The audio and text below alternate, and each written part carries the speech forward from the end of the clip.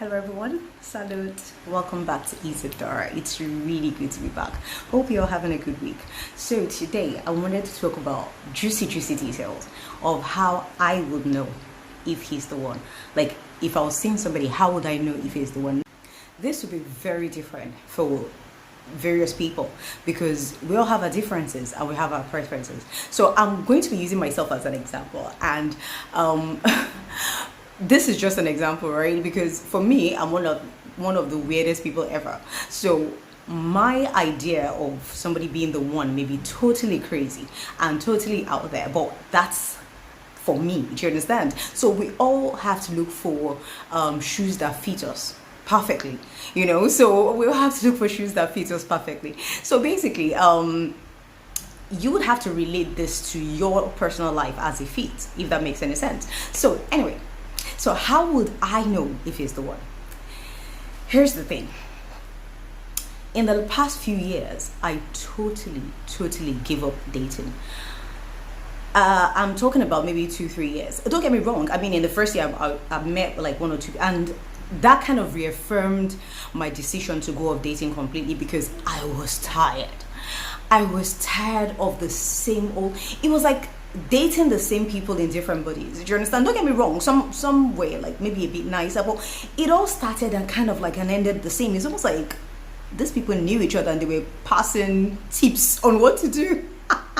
anyway that's the joke. But what I'm saying is, I mean, I was just tired of the whole dating thing. Now the thing with me is, naturally I've never really been much of like a relationship person. Not really. I mean, I like the idea, but it's not me. So basically, it takes a bit, then I find somebody and I just kind of like relax a bit too much. Do you understand? So it is always the same. So I mean, maybe for the men, it's like, okay, yeah, I met this girl, then after a while, she's not interesting anymore because I just kind of relax a bit too much. So I don't know. I won't put all the blame on them. I put the blame sort of on myself as well. But I was tired. I'd had enough of the whole dating thing. I couldn't do it anymore. So yeah, I made a decision. After that, I like met like one or two people, and after that I was just like, yuck, I'm not doing this anymore. And it's a personal decision. Don't get me wrong.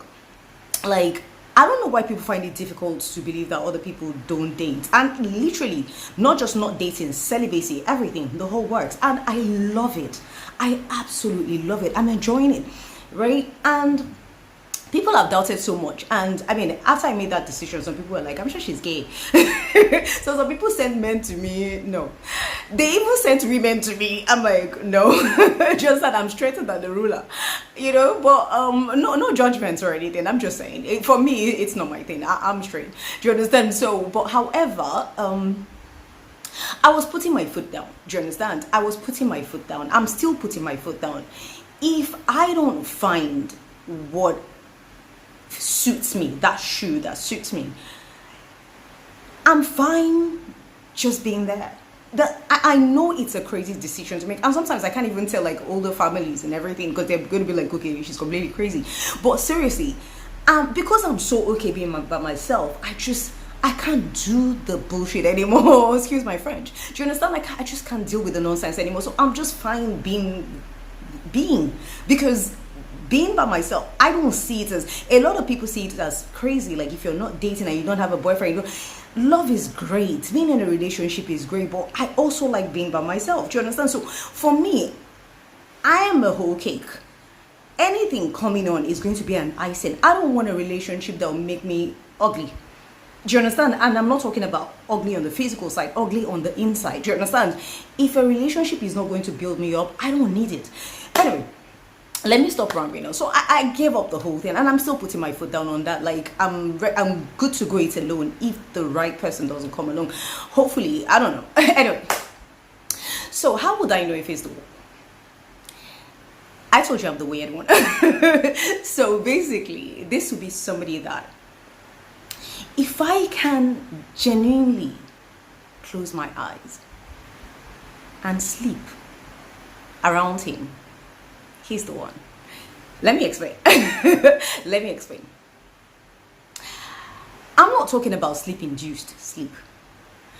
Oh, sorry, I'm not talking about induced sleep. I'm not talking about being extremely tired and then sleeping off around him. I'm talking about being able to relax, take a deep breath, and sleep around him. He's definitely the one. Let me tell you why. I will never, ever be comfortable enough to do that around anybody. I used to in the past, not anymore. Do you understand? I will never, ever, ever be that comfortable to. In fact, if I can put my head on his shoulder, even better. It means the trust is like up there. Do you understand? If I'm able to do that, then I know definitely that this person is the one. Like I said, in the past, I could. It's just now I will never do it. But before it gets to that, right, obviously, there would have been some qualities about this person, obviously, that I would have seen before I can make that decision, or I can feel that relaxed enough, or, be able to trust that person enough to just close my eyes and sleep. So these qualities will be, first of all, this will be a person that is real. Do you understand? Somebody that walks in truth. They're not trying to be anybody else. They're not pretending to be anybody else. They're not, faking it. They're not trying to. I know people say fake it, you'll make it, and oh yeah, that's great. Obviously, sometimes, but you just meet some people that are just outrightly fake. I may give you a good example. I think I'm allergic to fake, right? So there's some men. Oh God, women do it too. Now, when I say how I know he's the one, you can, if you're a man, you can liken it to a woman. Do you understand? It doesn't really matter. I'm just saying what's personal to me right now. So basically, you meet some people that he'll say something like oh yeah, my chauffeur driver, or whatever, my chauffeur.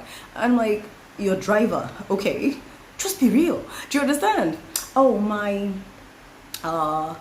dog walker. Do you understand? Your houseboy, like your maid. My what's it called? My domestic managing director of the house, or whatever. You see, they just call all this names, come up with all these fancy ideas. Why can't you just be real? Like I said, I'm allergic to fake. I can't stand fake people. Do you understand? But you see somebody that walks in their truth, right? For me, it's so attractive. You're not trying to be anything. You're not trying to impress anyone. Don't get me wrong. Obviously, you go out to like meetings or whatever, you have to dress to impress and you have to speak in certain ways. I get that. I'm just saying somebody that is not fake. They're real. They walk in truth. Do you understand? There's nothing to brag about. There's nothing to, do you understand? It's just so attractive. But that's to me. Anyway, so the next thing is somebody that knows exactly who they are. Now, there's a very, very good saying that you can't know who you are except you know where you're from. Let me give you a good example to that. You see like a single mother, right? And she has taken care of this child like all her life. And this child grows up with love and care and everything. And the child says, I want to know who my father is. A lot of these mothers, they feel kind of offended. Like, I've given you everything. Why do you still want to know your father? Do you understand? But it's not personal. It's because that child, it's just something missing. Do you understand? Just seeing the father or just having a word with them, they might not even have a relationship with them. It just gives them this sense of completion. Do you understand? It gives them a sense of, oh, so this is my father. This is, do you understand, the person that birthed me. Now, that's like physical parents or whatever. The truth is, you can't really know who you are if you don't know whom you serve, like your maker. Do you understand? If you don't know your God, if you don't know who you serve, you can never know who you are. Because guess what? Everybody is a product of whom they serve. When people worship money, you can tell in their behaviors. They will do anything for it. They will kill, steal for this money. When people are evil, they are the product of that. When people worship God and they are good, they are the product of that. Everybody is a product of whom they serve, if that makes any sense. So, and because they're a product of whom they serve, they know who they are based on whom they serve. Do you understand? So this is somebody that knows exactly whom they are because they know whom they serve. They believe in whom they serve. They walk in faith. They walk in truth. Do you understand? They are not ashamed to claim whom they serve. Do you understand? They they're there. It's there for you to see. Do you understand? Because they're a product of that. Do you understand? They don't need to talk about it. Oh, they don't need to say, oh, and all the lingos and everything. No, no, no, no. Do you understand? They are a product of that. You can see it in their day-to-day behaviors. Anyway, moving on. So, this will be a person that takes authority and responsibility in all things. Okay, what I mean by that is, this is a person that walks in authority. If you threaten them, they're not necessarily scared because they know that the one with them is greater than the one in the world, if that makes any sense. So they tend to take authority over situations. Do you understand? They're not, when things are not going right, their head isn't hung over. Do you understand? They're not crying every minute and running around pushing blames and shifting blames. They take responsibility for where they're wrong. Do you understand? If they're wrong, they will take responsibility for it. If they've made mistakes, they will see where they've made mistakes and try to make amends. They will take responsibility. They will also take authority over that situation. Do you understand? So, I mean, I guess this sums up a lot of things for me. Do you understand? So, before I get to that point of actually being able to just close my eyes and sleep, trusting somebody enough to do that, do you understand? They would have these qualities. And when I sleep and I wake up, I'll be thinking to myself, he found me. It's not an easy find, trust me. I mean, how does somebody find you when you hardly ever do anything or hardly ever go anywhere? Do you understand?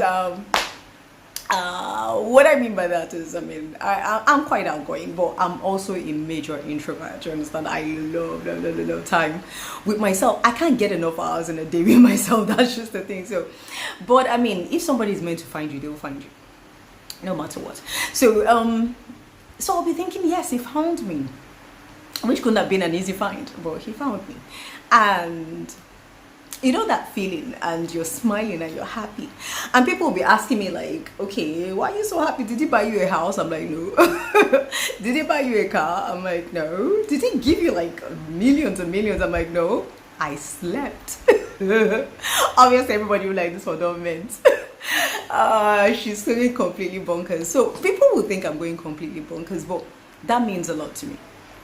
So I guess what I'm saying is, you can liken that to yourself. If the car and the house is what means something to you, do you understand? No judgments at all. That's what means something to you. You know, so I guess what I'm trying to say is, if you can sit back and think, you don't have to share it with anyone. It's between you, yourself, and you.